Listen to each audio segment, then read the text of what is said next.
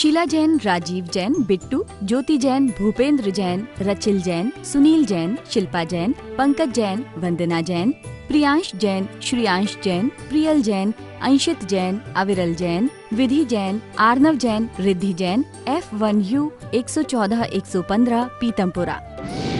Shri Arun Jain, Shrimati Rekha Jain, DU 28 Pitampura.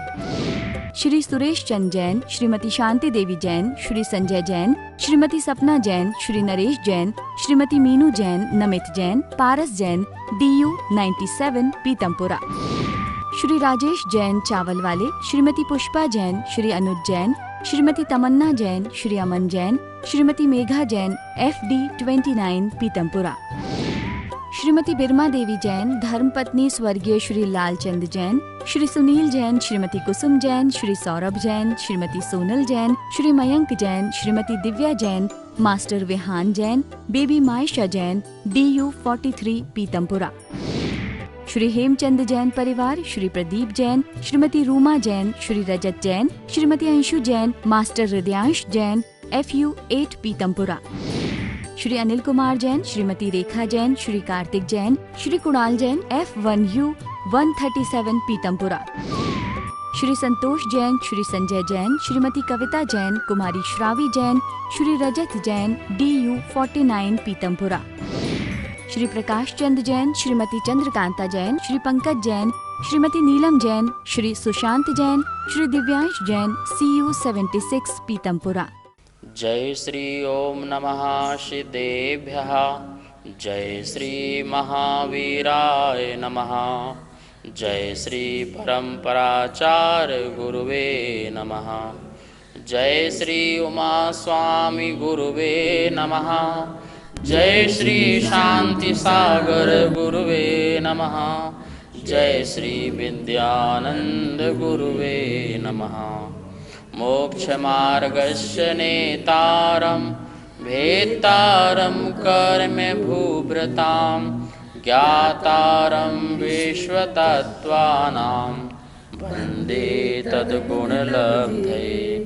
मंगलं भगवान् वीरो, मंगलं गौतमो गणी, मंगलं कुंद कुंदार्यो, जैन धर्मोस्तु मंगलम। तत्वार्थ सूत्र परम मांगलिक ग्रंथ है, आत्म कल्याणकारी परोपकारी। यह महान ग्रंथ है आचार्य कुंद कुंद के पट्ट शिष्य आचार्य उमा स्वामी द्वारा यह लिखा गया है विक्रम की प्रथम शताब्दी में। इसकी जो शैली है वो सूत्रात्मक है और इसकी जो भाषा है वो संस्कृत है। 10 अध्यायों में यह विभाजित है और उसमें 7 तत्वों का वर्णन है। हम सभी लोग प्रथम अध्याय पढ़ रहे थे जिसमें सम्यक दर्शन का हमने वर्णन पढ़ा, वस्तु पदार्थ को जानने के उपाय पढ़े, सम्यक ज्ञान के भेद जिसमें मति ज्ञान, शुद्ध ज्ञान, अवधि ज्ञान, मना परय ज्ञान और केवल ज्ञान, इनकी परिभाषाएं पढ़ी। हम सभी लोग इसमें अवधि ज्ञान और मना परय ज्ञान की विशेषताएं और अंतर पढ़ी। आज एक सूत्र और है जो 25 नंबर का है, अवधि ज्ञान और मना परय ज्ञान में क्या अंतर है। चलिए आइए इस सूत्र को अपन पढ़ते हैं। एक बार हम पढ़ेंगे, पुनः सभी आप लोग। आपके घर में जिनवाणी होगी, आप प्रथम अध्याय निकाल लें, उसमें 25वां नंबर सूत्र निकाल लें जिसका हम सब लोग उच्चारण करेंगे। विशुद्धि क्षेत्र स्वामी विषयेभ्यो वधि मनः परययोः वधि मनः परययोः विशुद्धि क्षेत्र स्वामी विषयेभ्यो वधि मनः परययोः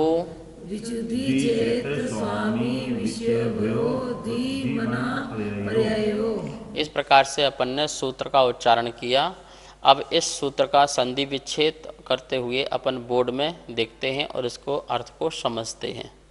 देखिए इसका उच्चारण इस पर करेंगे, विशुद्धि, ये छा आ गया तो थोड़ा सा का साउंड यहाँ बोलेंगे, विशुद्धिक, विशुद्धिक क्षेत्रस, ये सा को साथ ले लेंगे त्रा के साथ, विशुद्धिक क्षेत्र स्वामी विषयेभ्यो, विषयेभ्यो वधि मनः परययोः। इसमें देखिए 3 या हैं, पर्यय परयोः, तो परययोः, ठीक है। मनः परययोः विशुद्धिक क्षेत्रस स्वामी विषयेभ्यो वधि मनः परययोः। इस प्रकार से ये पहले अध्याय का 25वां नंबर सूत्र है। अपन इसको संधि करते हैं। विशुद्धि को विशुद्धि प्लस क्षेत्र प्लस स्वामी प्लस विषयेभ्यः, ठीक है। इससे निकलेगा आ, तो अवधि, क्या निकला? अवधि। विषयेभ्यः अवधि प्लस मनः परयोः। इस प्रकार से सूत्र का क्या हुआ? संधि विच्छेद हुआ। अवधि ज्ञान और मनः परय ज्ञान में अंतर क्या है? अवधि ज्ञान भी प्रत्यक्ष ज्ञान है और मनः परय ज्ञान भी प्रत्यक्ष ज्ञान है। प्रत्यक्ष ज्ञान का क्या बताया था? अक्ष मतलब आत्मा, आत्मा की ओर से प्रति अक्ष है, प्रति अक्ष है। आत्मा की ओर से जो ज्ञान है उसे प्रत्यक्ष ज्ञान कहते हैं। तो अवधि ज्ञान और मनापरय ज्ञान जो इंद्रिय और मन की सहायता के बिना डायरेक्ट आत्मा की विशुद्धि से प्रकट होता है उसे अपन अवधि मनापरय ज्ञान कहते हैं। उन दोनों में अंतर क्या है? तो विशुद्धि को लेकर अंतर है, क्षेत्र को लेकर अंतर है, स्वामी को लेकर अंतर है और विषय मतलब सब्जेक्ट को लेकर अंतर है। अवधि ज्ञान में कितनी विशुद्धि है, मनापरय ज्ञान में कितनी विशुद्धि है? अवधि ज्ञान कितने दूर तक का जान सकता है, मनापरय ज्ञान कितनी दूर तक का जान सकता है? स्वामी, अवधि ज्ञान के स्वामी मतलब इसको धारण करने वाले कहाँ कहाँ के लोग कौन कौन से हो सकते हैं, और मनापरय ज्ञान को धारण करने वाले स्वामी कौन हो सकते हैं? विषय सब्जेक्ट ज्ञेय पदार्थ, जानने योग पदार्थ अवधि ज्ञान के कितने आते हैं, और मनापरय ज्ञान जो जीव वाले हैं उनको कितना विषय सब्जेक्ट ज्ञेय पदार्थ जानने में आता है। तो कितना हो गया? विशुद्धि 1, क्षेत्र स्वामी 3 और विषय 4। इस प्रकार इन 4 की अपेक्षा अवधि मनः परयोः, अवधि ज्ञान और मनः परय ज्ञान में क्या है? विशेषता है, अंतर है। तो अपन इन चारों चीज़ों को समझते हैं कि विशुद्धि क्या है, क्षेत्र क्या है, स्वामी क्या है और विषय क्या है। इन 4 की अपेक्षा दोनों में अंतर समझते हैं। तो आपके सामने यहाँ देखिए स्लाइड बन के आई होगी और इसमें लिखा हुआ है अवधि ज्ञान और मनः परय ज्ञान में अंतर। दोनों में क्या भिन्नता है, समानता भी क्या है, भिन्नता भी क्या है। तो यहाँ पे देखिए भिन्नता क्या है अवधि ज्ञान और मनः परय ज्ञान में। क्या लिखा है? विशुद्धि, फिर नीचे लिखा है क्षेत्र। क्षेत्र को अपन ने 2 में डिवाइड किया है, उत्पत्ति क्षेत्र और विषय क्षेत्र। उत्पत्ति क्षेत्र और विषय क्षेत्र। अब देखिए विशुद्धि में क्या लिखा है? अवधि ज्ञान के आगे लिखा है कम विशुद्ध है, और मनः परय ज्ञान के नीचे लिखा हुआ है अधिक विशुद्ध है। जो अवधि ज्ञान है वो कम विशुद्ध वाला है और जो मनः परय ज्ञान है वो अधिक विशुद्ध है, मतलब कि अधिक निर्मलता है उसमें जो मनः परय ज्ञानावरण कर्म का क्षयोपशम होने से अधिक जानने की शक्ति है, तो उस जीव में अधिक विशुद्धता आई और अवधि ज्ञान वाले में कम विशुद्धता आई।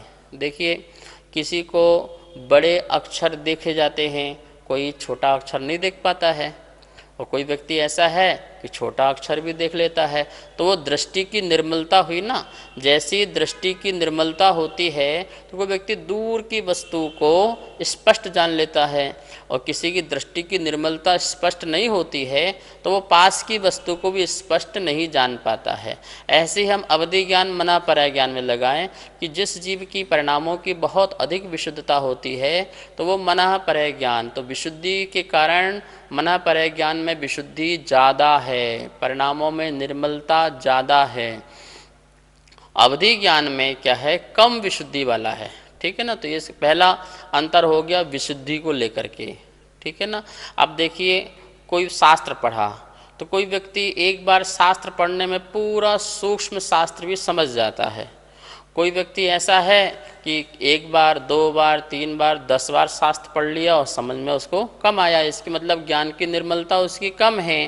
तो ऐसे अपन अवधि ज्ञान में क्या लगाएंगे? ज्ञान की निर्मलता कम है, जानने की जो शक्ति होना चाहिए उसका उघाड़ कम है, और मनः परय ज्ञान में जानने की शक्ति ज़्यादा है, तो वो मनः परय ज्ञान अति विशुद्ध हुआ। क्षेत्र, अब क्षेत्र में देखिए क्या लिखा है यहाँ पर, क्षेत्र में 2 लिखा, उत्पत्ति क्षेत्र। अवधि ज्ञान कहाँ उत्पन्न होता है? तो 3 लोक में एक बीच में त्रस नाड़ी होती है, जिसमें त्रस जीव होते हैं, अधोलोक, ऊर्ध्वलोक, मध्यलोक। ये बीच वाली जो नाड़ी है वो तो उसको बोलते हैं त्रस नाड़ी। तो अवधि ज्ञान समस्त त्रस नाड़ी में पाया जाता है। समस्त मतलब संगी जीव को, पर्याप्तक जीव को, और जिसका अवधि ज्ञानावरण कर्म का क्षयोपशम हो गया। देव और नारकी को तो निश्चित है, मनुष्य तिरंच में जिसका गुण प्रत्यय नाम का अवधि ज्ञान प्रकट हो सकता है, उसको संगी पंचेंद्री पर्याप्तक भव्य जीव को। और उसका मनः परय ज्ञान का स्थान क्या है? मात्र मनुष्य लोक है। क्या है? अवधि ज्ञान का उत्पत्ति क्षेत्र जो है वो तो पूरा का पूरा त्रसनाड़ी है, लेकिन मनः परय ज्ञान का उत्पत्ति क्षेत्र क्या है? मात्र मनुष्य लोक, 2.5 द्वीप। जिस 2.5 द्वीप में अपन रह रहे हैं उसमें जम्बू द्वीप आ गया, धातकी खंड आ गया, लवण समुद्र आ गया, कालोदधि समुद्र आ गया, आधा पुष्करार्थ आ गया।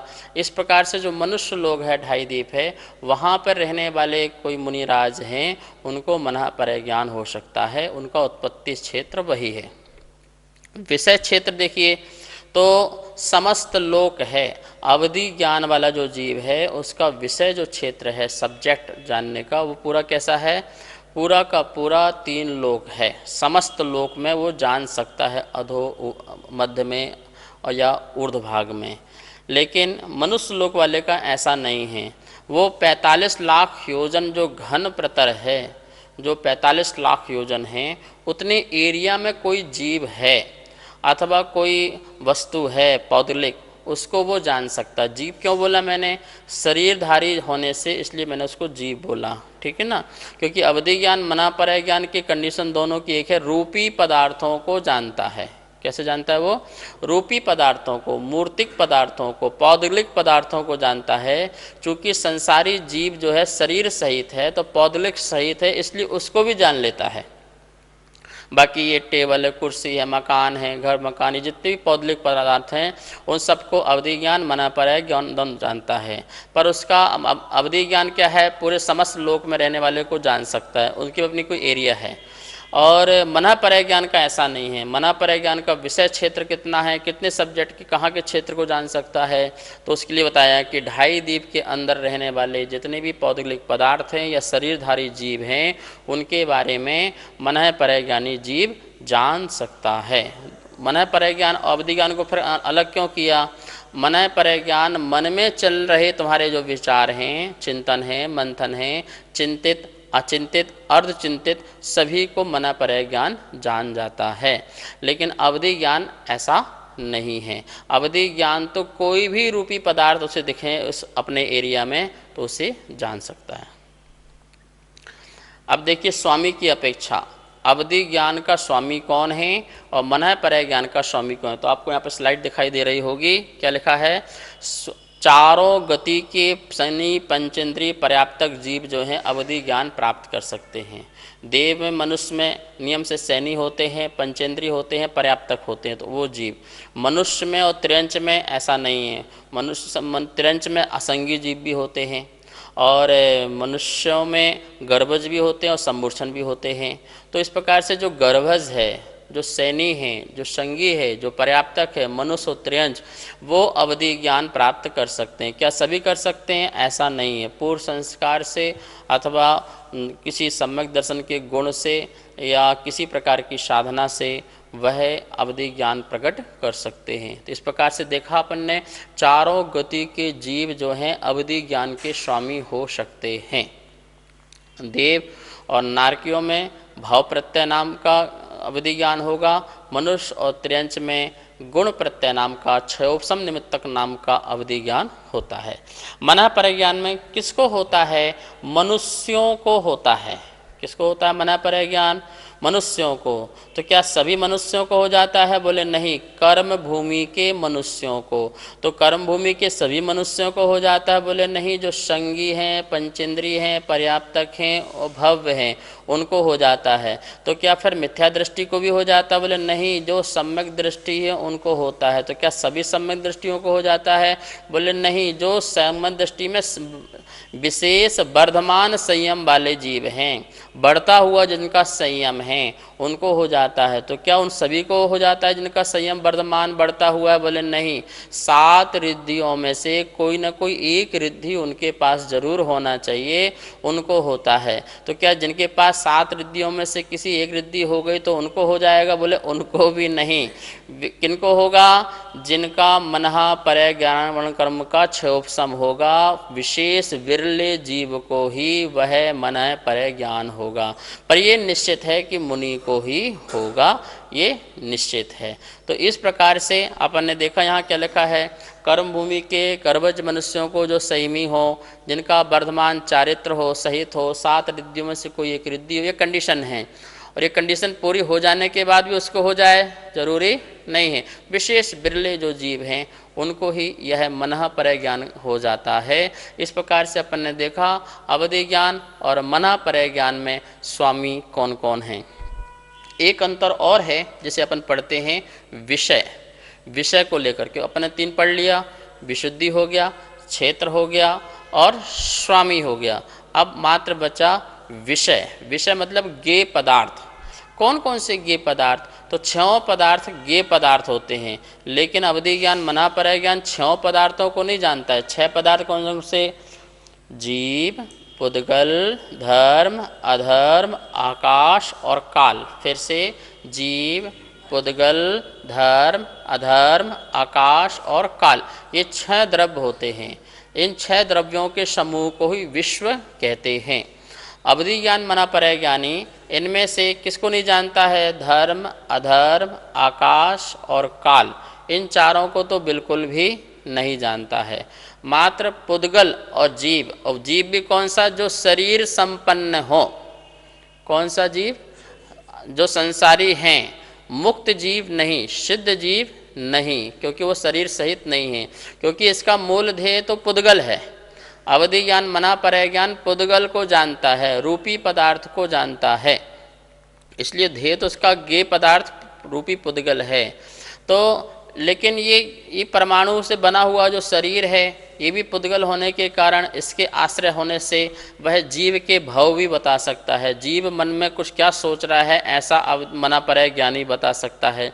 तो अपन देखते हैं विषय क्या है। अवधि ज्ञान का विषय क्या है? परमाणु तक, मात्र वो परमाणु तक जान सकता है। मतलब परमाणु बहुत छोटा होता है, परमाणु बहुत ही छोटा होता है। छोटा होने का मतलब क्या? जिसका दूसरा भाग नहीं किया जा सकता, जिसका कोई दूसरा टुकड़ा नहीं किया जा सकता, उसे कहते हैं परमाणु। ठीक है ना। और मनः परय ज्ञान का निर्मलता होने से, विशुद्धि होने से वो परमाणु के भी अनंतवें भाग को जानता है। अवधि ज्ञान तो परमाणु तक जान सकता है, स्थूल तो जान ही रहा है, मकान दुकान स्थूल तो जान ही रहा है, लेकिन इसका भाग करके छोटा सा परमाणु बनाया जाए जो हमारी मशीनों में नहीं आ सकता, तो वो परमाणु को भी अवधि ज्ञान जान लेता है। लेकिन अवधि ज्ञान के भी अनंतवें भाग को जानने वाला कौन है? मनः परय ज्ञान। तो परमाणु में भी बहुत सूक्ष्म रस, गंध, वर्ण, स्पर्श पाए जाते हैं। उनकी प्रति समय की पर्यायों को, भूत की, भविष्य की, वर्तमान की पर्यायों को भी जो जान लेते हैं वो मनः परय ज्ञान है। तो और सूक्ष्म हो गया, और सूक्ष्म हो गया। और मन की जो विचार हैं, जो द्रव्य मन है, द्रव्य मन से जो व्यक्ति सोच रहा है, जीव सोच रहा है, उसके विचार बहुत सूक्ष्म होते हैं। इसलिए अवधि मन ज्ञानी उनको नहीं जान पाता है, लेकिन मनः परय ज्ञानी जो है उन सूक्ष्म मन के विकल्पों को भी जान लेता है। इस प्रकार से विषय में अंतर आया। क्या आया? अवधि ज्ञान परमाणु तक और मनः परय ज्ञान अवधि ज्ञान के विषय का अनंतवा भाग, मतलब मन के जो विकल्प ज़्यादा सूक्ष्म चल रहे हैं उनको भी जो जान जाता है वह मनः परय ज्ञान। इस प्रकार से अपन ने देखा विशुद्धि, क्षेत्र, स्वामी और विषय की अपेक्षा अवधि ज्ञान और मनः परय ज्ञान में अंतर पाया जाता है। तो अंतर क्या हो गया? कितनी विशुद्धि, पहला, कितना दूरी तक जान सकते हैं क्षेत्र, और कितने स्वामी इसके हो सकते हैं, और कितना इसका सब्जेक्ट हो सकता है जानने का। तो ये चारों चीज़ अपन ने इसमें अवधि ज्ञान और मनापरय ज्ञान के अंतर में समझी। नमस्ते महाराज श्री। महाराज श्री, मनापरय ज्ञान प्राप्त करने के लिए क्या कोई साधना करनी पड़ती है? मनापरय ज्ञान के लिए साधना करनी पड़ती है, यह प्रश्न आपका है। देखिए, पहले बताया मैंने, मनापरय ज्ञान किसको होता है? नियम से भावलिंगी मुनिराज को होता है। अब भावलिंगी मुनिराज को होगा तो साधना तो हो ही गई, सम्यक चारित्र तो हो ही गया, लेकिन सभी भावलिंगी मुनिराज को हो जाता है मनापरय ज्ञान, ये जरूरी नहीं है। और कोई भी मुनिराज मनापरय ज्ञान प्राप्त करने के लिए स्पेशल रूप से कोई साधना करते हैं, ऐसा नहीं होता है। मुनिराज सिर्फ अपने शुद्धोपयोग में रमण करते हैं, अपने आत्म कल्याण में रमण करते हैं, और उन्हें सहज रूप से रिद्धियाँ प्रकट हो जाती हैं। 7 प्रकार की रिद्धियाँ होती हैं, वह उनको रिद्धियाँ अणिमा, गरिमा, लघिमा आदि बहुत सारी रिद्धियाँ होती हैं। तो 7 प्रकार की रिद्धियों में से कोई सी भी रिद्धि प्राप्त हो जाती है। जैसे विष्णु कुमार मुनिराज हैं, उनको विक्रिया रिद्धि की प्राप्ति हो गई, तो उनको तो स्वयं नहीं पता था कि मुझे विक्रिया रिद्धि प्राप्त हो गई। उनके गुरु ने उनको याद दिलाया कि आपको विक्रिया रिद्धि है, आप बड़ा शरीर बना सकते हैं, आप मुनियों की रक्षा कीजिए। तो उन्होंने, विष्णु कुमार मुनिराज ने 700 मुनिराजों की रक्षा की। मुनिराज मनापरय ज्ञान के धारी होते हुए भी वह ज्ञान का दुरुपयोग नहीं करते हैं, वो अपनी आत्म साधना में तत्पर रहते हैं। और कोई भी मुनिराज मनापरय ज्ञान के लिए साधना नहीं करते हैं, अपने आत्म कल्याण के लिए, अपने विशुद्धि बनाने के लिए, कसायों का शमन करने के लिए, कसायों का क्षय करने के लिए वो सतत ही साधना करते हैं, शुभोपयोग में और शुद्धोपयोग में। 6ठे गुण स्थान से लेकर के 12वें गुण स्थान तक के किसी भी मुनिराज को यह मनापरय ज्ञान उत्पन्न हो सकता है, सहज रूप से उत्पन्न हो सकता है। हाँ, जब वो 6ठे गुण स्थान में रहें, प्रमत्त स्थान में रहें, और कोई व्यक्ति कुछ पूछे या मन में कुछ चल रहा हो, तो वह जान जाते हैं अपनी ज्ञान की निर्मलता से, और उसे बता सकते हैं और बताते भी हैं। आपको पता होगा, यशोधर मुनिराज जो थे, राजा सैनिक के मन में पश्चाताप हुआ, अहो मैंने कितनी गलती की, मैंने एक ऐसे मुनिराज पर अपराध किया है, इससे अच्छा तो मेरा मरना ही श्रेष्ठ है। जब ऐसे मन में विचार आए तो महाराज ने क्या कहा कि हे राजा सैनिक, जो तुम सोच रहे हो वह सही नहीं है। तो देखो, उनके मन में जो चल रहा था उन्होंने बता दिया। तो इसका मतलब यशोधर मुनिराज को नियम से कोई रिद्धि थी और उन्हें मनापरय ज्ञान के धारी थे। इसलिए मन की बात, अवधि ज्ञानी वाला जो जीव मन की बात नहीं जानता है, मनापरय ज्ञान में इतनी निर्मलता है कि वो जान लेता है। हाँ, अवधि ज्ञानी से आप कोई भाव पूछोगे, मैं पिछले भाव में क्या था, तो वो अनेकों भवों के बारे में बता सकते हैं और ये ज्ञान दे सकते हैं। अवधि ज्ञान लगाना पड़ता है, अवधि ज्ञान लगाना पड़ता है, उपयोग पूर्व लगाना पड़ता है। मनापरय ज्ञान आत्मा की विशुद्धि से प्रकट होता है। तो इस प्रकार से मुनिराज मनापरय ज्ञान के लिए कोई साधना नहीं करते हैं, आत्म कल्याण के लिए साधना करते हैं, जिससे उन्हें यह ज्ञान की निर्मलता प्रकट हो जाती है। आचार्य श्री नमोस्तु, आचार्य श्री नमोस्तु, आचार्य श्री नमोस्तु। क्या अवधि ज्ञान हमें प्राप्त नहीं हो सकता? पंचम काल में किसी भी मनुष्य को, किसी भी त्रिंच को अवधि ज्ञान नहीं हो सकता, यहाँ तक कि मुनिराज को किसी को मनापरय ज्ञान भी नहीं हो सकता है। इस प्रकार से यह क्षेत्र की और काल की व्यवस्था है, इस योग्यता पाई नहीं जाती है, तत्संबंधी अवधि ज्ञानावरण कर्म का क्षेयोपशम नहीं पाया जाता है, इसलिए अवधि ज्ञान मनापरय ज्ञान होता नहीं है। हाँ, यदि आप चतुर्थ काल में हो और ऐसा संयोग बने तो आपको पूर्व का याद आए तो अवधि ज्ञान आपको प्रकट हो सकता है, क्योंकि मनुष्यों को और तिरंचों को, भव सैनी पंचेंद्रियों को हो सकता है, तो उसमें कोई दिक्कत नहीं है। आप सम्यक दृष्टि बनिए, अवधि ज्ञान को प्राप्त कीजिए, सम्यक दर्शन का गुण को प्रकट कीजिए। हाँ, शास्त्रों में एक बात जरूर आई हुई है कि पंचम काल में जो 21 कल्की पैदा होंगे हजार वर्ष में, उस समय पाए जाने वाले जो चतुर्विध संघ होगा, मुनि आर्य का, श्रावक श्राविका लास्ट में, तो उन मुनिराज को अवधि ज्ञान होगा, ऐसा शास्त्र में लिखा हुआ है, जिससे वो जान जाएंगे कि ये अब अधर्म प्रारंभ हो गया है और ये जो है दुखमय काल प्रारंभ हो गया है, ये अग्नि का लोप आदि होगा। इस बात को लेकर वो समाधि मरण कर लेते हैं, वो टैक्स मांगते हैं, तो इसलिए उनको अवधि ज्ञान शास्त्र में आया है, लेकिन हर किसी को नहीं होता है। नमस्ते आचार्य श्री। परमाणु से सबसे छोटा होता है जिसे अवधि ज्ञान जानता है, उससे छोटा और क्या होता है जिसे मन पर्याय ज्ञान जान सकता है?